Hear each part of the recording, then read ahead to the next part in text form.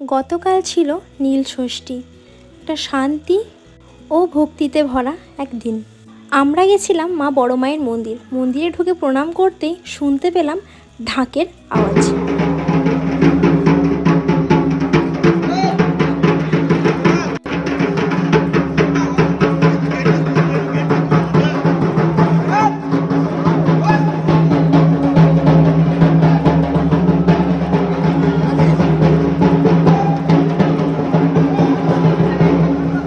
চারিদিকে ভক্তির এক অন্যরকম অনুভূতি, আর সেই মুহূর্তেই বাবা বানেশ্বরের আগমন।